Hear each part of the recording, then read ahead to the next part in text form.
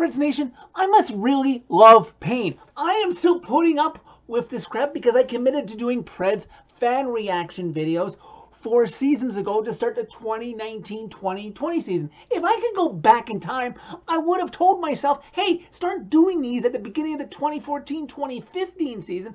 Then you would have gotten more joy out of seeing the team climb the mountain, get to almost the top, but that was a good run, wasn't it, back in 2016, 2017? It's the second intermission right now with the Preds down 5-2 to the Oilers. I'm shooting this right now.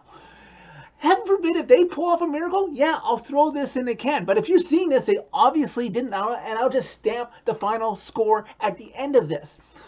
The Preds come into this game 0-7-1 against the Oilers in their last 8 games. Their last win against them was February 25th, 2019, and their last outright win was October 20th, 2018 in Edmonton. The Oilers own the Preds right now, much like a lot of teams do, because it shows in the record. The Preds, at the conclusion of this game, will be 3-6-1.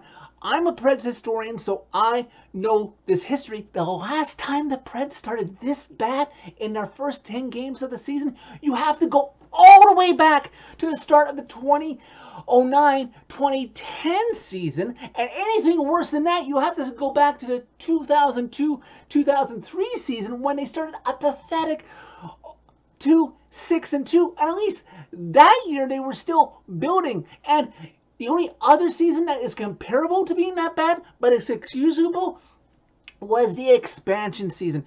Do you know how much the Preds are struggling right now? Okay, I've mentioned this stat before, and I'll mention it again by including the games that they played to start the year in the Czechia against the San Jose Sharks, the pathetic San Jose Sharks. The Preds have now won, going back to last season, have 3 outright victories in their last 22 games, overseas or here. That is absolute garbage. Okay, that is not what we expect out of this team right now. And I wonder how much longer the front office is going to put up with even John Hines or even Poyle.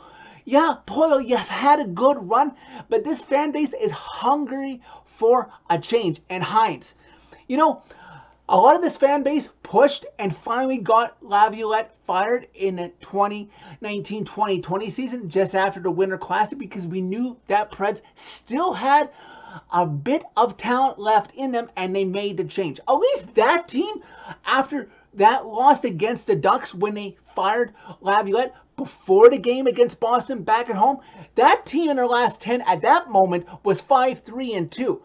I don't know what the excuse is for not making a trade, calling somebody up from Milwaukee, or making a coaching change. This team for the next month is playing games night after night almost, with at most 2 games off. So I don't know if they'll make a change here. But just after Thanksgiving, I could see fans refusing to go to games and maybe not making money inside Bridgestone Arena. The concessions and the tickets will force this front office to do something, because from December 1st to December 8th next month, this team has nothing on the roster. Okay? I'm just so ticked right now. I don't know what else to say. This team has got to do something. If I was in charge to make the change, I would fire the coaching staff, call up Carl Taylor with a bunch of the guys in Milwaukee to kick some sense into the guys that you can't trade, who you're making $8 million to start getting the system turned over, and you pay Barry Trotz to be special advisor right now, no matter what the cost. The fan base will support you. Oh my God! If I talk any longer, I'm going to absolutely scream. I'm done.